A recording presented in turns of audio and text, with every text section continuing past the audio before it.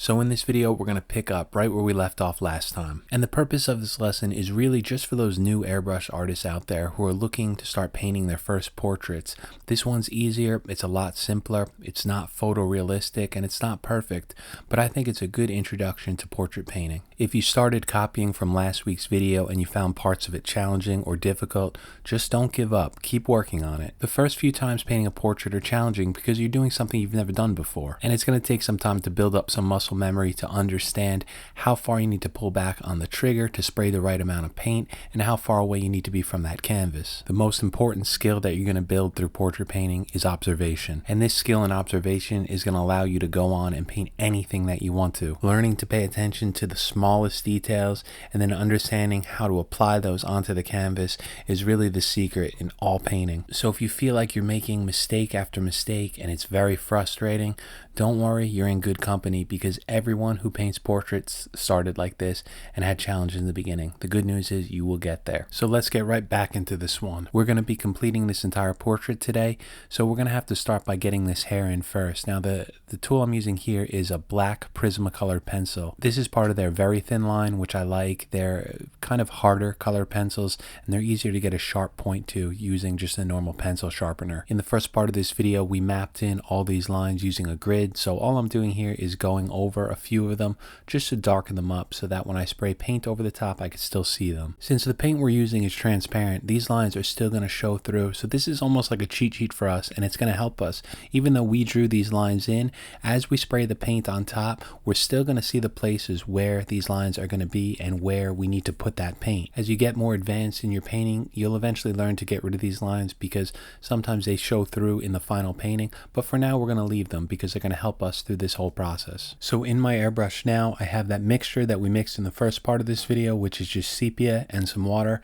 And just to remind you, throughout this painting, that's the only color we're using. We're never switching from it. When painting hair, there's two ways to think about it. Either dark over a light background or light over a dark. The hair on this one is easier than other portraits because it's dark over a light background. So what this means is we're not going to have to be worrying about highlights in this one, meaning that we're not going to have to use any sort of erasers or any sort of X-Acto blades to scratch out paint. If we look at the completed reference painting, you could see here that there's two things going on. On the left side of the painting, we have very dark values as this hair kind of blends together and moves off toward the background. And we can see on the right side of the hair that it starts to thin out as it transitions onto the forehead. And one of the keys to getting hair to look realistic is to build up that transition from the actual skin tone or skin texture to that transition where you see some of the hair but also see some of the scalp underneath to the final stage, which is only hair. If the transition is too sharp, it's going to look like a hat or a helmet, and that's not what we want.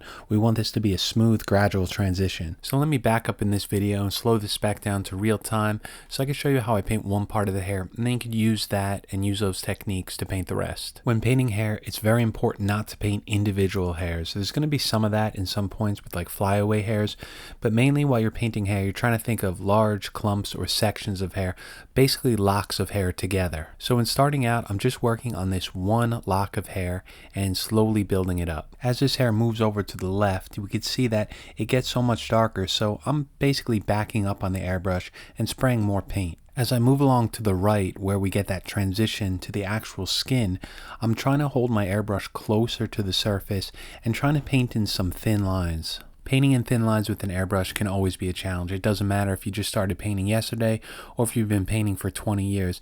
It's always one of the more difficult parts of painting, so we're going to use some tricks to help us out with this. The main trick is going to be using a colored pencil. You could see that at the transition point, there's a lot of very thin, kind of small flyaway hairs that connect the actual hair to the scalp. So we're going to use that colored pencil to draw on some of those lines. So for now, while using the airbrush, we're just going to try to spray in some of these transitions where we do the best we can to paint in some thin lines at the transition point. These lines don't have to be perfect. You could see in my painting, they're kind of messy.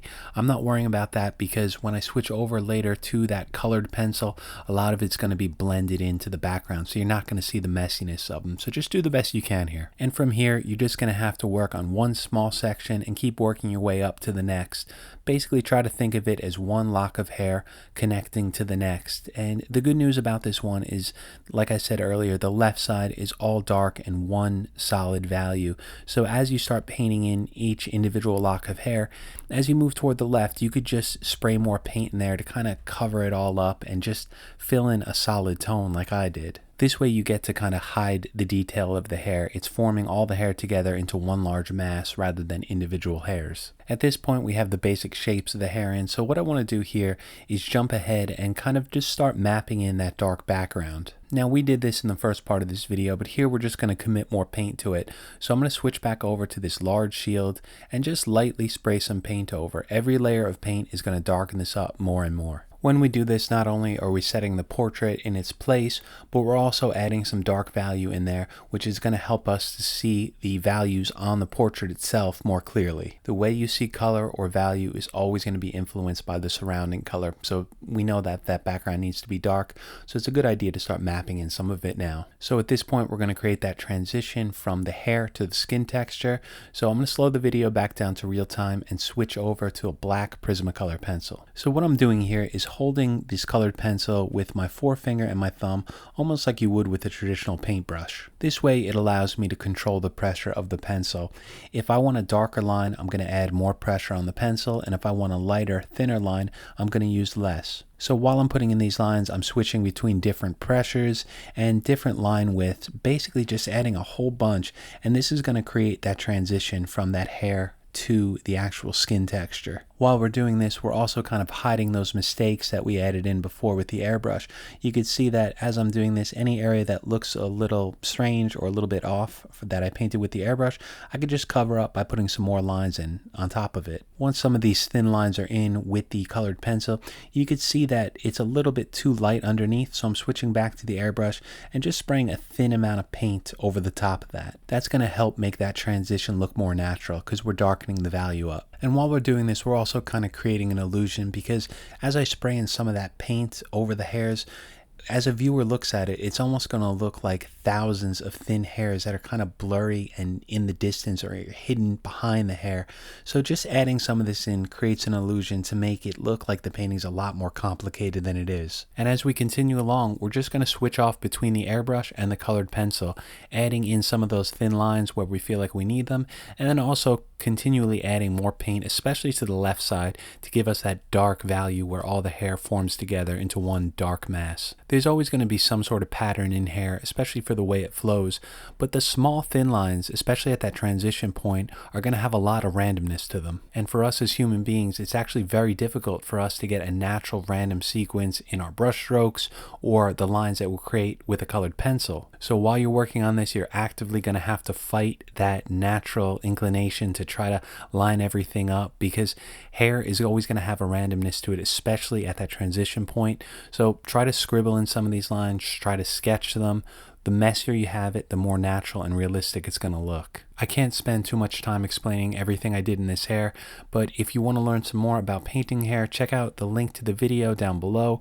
It's a video I made a few months ago showing you all the tips and tricks that I use to paint hair. So if you're looking to learn more, especially more about negative techniques, erasing and scratching out, make sure you check that one out. So from here, let's move along to the next part, which is going to be the ear. Most of this ear is hidden underneath the hair or cropped out on the left side of the painting. So of course, like everything else in this video, this one's going to be easier than painting a full ear. The first thing I want to do is use my shield to define this dark cast shadow underneath the ear. Not only is this setting the point where the cast shadow is going to start, but it's also defining the lower part of the ear. I'm also going to use my shield here on the very left side. This is going to give us a transition between that dark shadow and the anti-helix of the ear. I'm going to spray some of this color over the top part of the ear to give us a gradual transition from that hair to the ear itself. Just spray nice and light and make this soft. We'll add some hair over the top of it later, but for now we just want some color in there. To separate the earlobe from the face, I'm just spraying in a thin line there with the shield, and I didn't spray that in perfectly, so what I'm doing is I'm going over it freehand to try to clean it up,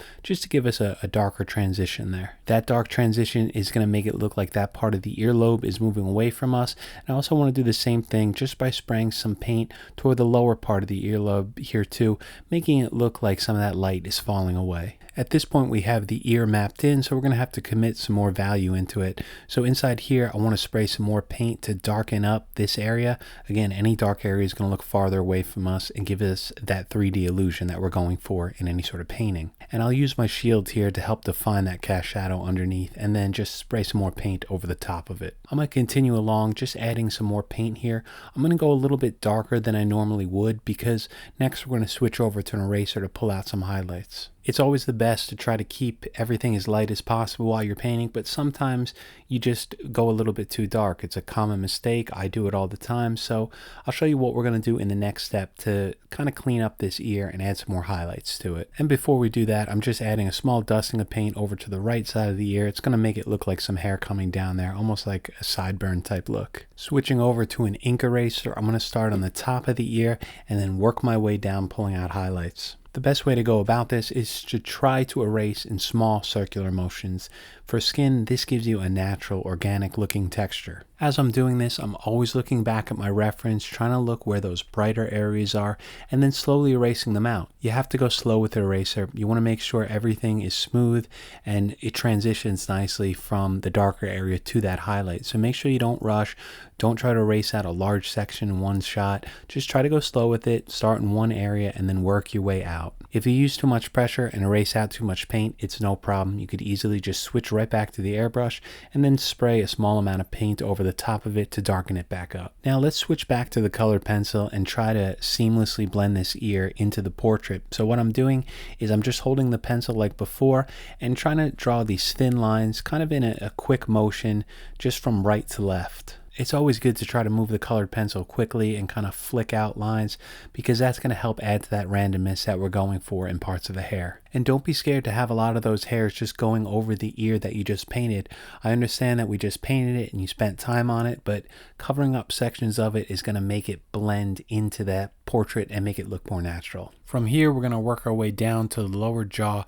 And as you can see here, I'm just spraying this in freehand, trying to define that line underneath the jaw. You can see in the reference painting that it's a pretty soft transition between the two. So to start out, we're just going to do this freehand. Underneath the ear, you can see that the neck has a gradient from dark to light back to dark again. So what we want to do is replicate that by just spraying some paint on the left side of the canvas to help darken that area up. From here, we're going to start adding some more paint onto the face to start defining it a little bit more, defining some of the features. So what I want to do first is just add a shield here to sharpen up that jawline. Eventually this whole background will be black, so it's good to just have a line there to know where we're going to go later on. Next, I'm going to start working my way down through the neck, and the neck is pretty easy here. You could see that there's these dark shadows off to the right, and you kind of have that bright highlight area in the middle. The way to spray in a lighter area compared to a darker area is just hold the airbrush farther back from the canvas, and also try to just use less pressure when you're pulling back on that trigger. The neck here isn't a difficult thing to paint. Just try to get those darker shadows underneath that jawline and see if you can get that gradient that we talked about before that goes from dark on the left side to that bright area in the middle back to dark again. That's going to give it that rounded look. From here, we're going to start adding some of the values to define a few of the features and muscles on the side of the face. As I'm spraying in some of the paint on the left side here, you can't even see my airbrush, you just see the shadow of it. That's because I'm holding it very far back. I'm holding it a little bit more than a foot away from the canvas. This is going to allow the paint to spray a very, very soft transition. And all I want is for some of that paint to gently kind of dust the left side of the canvas. We could always darken this later, but for now, let's just get some paint here on the left side. For the rest of the values on the face, I'm doing the same thing, but what you're going to have to do here is practice some of your observations. Look at that reference photo and look where you see some areas that are darker than other areas. We can see that underneath the cheekbone, it gets a little bit darker because the highlight is hitting the top part of the cheek and then casting a shadow underneath. So I'm just trying to spray a little bit more paint toward the middle section of this portrait. Spraying in flat areas like this with subtle transitions can be tricky and it can be a little bit difficult, but the more you practice, you get the hang of it. Just make sure you pay attention to where you see the darker values and just apply more paint. And because this is a beginner portrait, I'm not going to go into any sort of skin textures or anything like that. We're going to keep this more like a sketch. Now let's start filling in some of this background. While I'm doing this, I'm using a large shield, and you can use any sort of shield you'd like for this. And I'm using it to just help shape and sharpen the outline or the contour of the face. It looks like I'm going fast here, but I have the video sped up. I assure you I'm taking my time with it. But make sure while you do this, you just lay your shield on the curve that you drew from the first part of this video and just spray a small amount of paint. I know I keep saying that, but it's especially important for a part like this where the background's pure black, it's just a ton of sepia back there, that if you spray too much, it could start leaking underneath the shield and get all over your portrait and completely ruin it. So just be careful at this area. Now let's move on to the nose. The first thing we want to do is start by adding in this sharp contour line between the cheek and the nose itself. There's going to be a dark cast shadow here. So once I have it mapped in with the shield, I'm going to switch over to freehand and spray this in. Now what's nice about this nose is the majority of it underneath here is covered in shadow. So we're not going to have to worry about painting all the folds or curves or even the nostrils. It's all going to be hidden in a dark shadow. If you look at the reference painting on the left side of the screen, you'll see that this shadow underneath the nose is really one solid black color that fades into the background. So all we're going to do is just keep applying more paint until we get it to that really dark value. After some of that's mapped in, I'm switching now to the actual bridge of the nose itself. You can't even see the airbrush because I'm holding like a foot away from the canvas, but I'm lightly spraying some more paint toward the top of the nose where it connects to the eye, and then just gradually using less as I work my way down. Next up, we're going to start spraying in the mouth, and you can see that that upper lip, just like the nose, is in a dark, deep cast shadow. So I'm laying my shield right in between the two lips, and then what I'm doing is just applying paint, spraying it toward the top to give me a dark shadow where that upper lip is. You'll see that as I'm doing this, I switch between using a shield, that gives me the sharp line, and then switching over to freehand, which is going to give me that soft line. If you look at some of those shadows, especially the one on the lip here, you can see that in between the two lips, there's a pretty sharp contrast between the shadow and the highlight, but then above the lip, it gets a little bit softer. So we'll adjust that later using an eraser. I'm going to use freehand here to spray in some more of that upper lip to give that soft transition as the lip kind of folds into the skin texture. Now, if you get some overspray when you're doing this, don't worry about it, because the last thing we're going to do is switch over to an eraser and help clean and sharpen some of the edges around the lips and around the nose. Before we get into that, let's clean up the edges here around the outside of the face. And all you're going to do for this is just take any sort of shield that you have, even if you cut one out of paper, that'll work just fine. And you're going to line it up with those lines that you drew in the first part of this video. These lines are important because they're going to define the profile for the lower part of the face. So just make sure you're careful with them and do the best you can to accurately line them up with your line drawing. My favorite way to go about this is just focus on the edge first. Just try to get in a good amount of paint and separate the actual portrait from the background. And then once you have a good dark line in there, you could just switch to freehand and paint in that whole background. And the last thing we're going to do is we're going to switch over to that eraser and start cleaning up some of these edges and adding some of these softer highlights and a few specular highlights into the skin. It's always important to practice those observation skills, so as I'm narrating this and watching this video, I'm looking at the reference photo on the left side of the screen, and I see the brightest highlights on the nose at the bottom right where the tip of the nose is, and then mainly going up the side profile of it. So when you erase these out, just try not to use too much pressure and just slowly erase them, and maybe step back from the painting and see what it looks like before you commit to erasing more paint. As we move down to the lips, we're going to do the same thing. I want to start on the top and then work my way down. So the first area is the skin just above the lips. We can see that it's basically a transition from the right side where it's brighter to the left side where it gets a little darker. So to get a transition with our eraser, we use more pressure on the right, and as we move to the left, we just use less. And it's not needed, but if you want to add some subtle texture to the lips, you can here. You can see I'm just adding some horizontal lines on the upper lip, and on the bottom, I'm adding some horizontal lines first, and then a few vertical ones. And that's going to be it for this one. This is where we're going to finish it. If this was your first time painting and you followed along with me and made it through both of these videos, congratulations on painting your first full portrait. Painting portraits the first time through is very difficult, so if you feel like you made plenty of mistakes on it, don't worry about it. Those mistakes are just going to help you you improve, and each portrait you paint, you're going to get better and better. If I talk too quickly in this video and sped up stuff too much, I do apologize for that, but I'm just trying to condense these to make them shorter so that they're not, a few hours long. But anyway, thank you so much for watching, and thank you everyone who subscribed and joined the channel membership. I really appreciate it, and it really means the world to me, so thank you. I hope you enjoyed this one, and I will see you back here next week.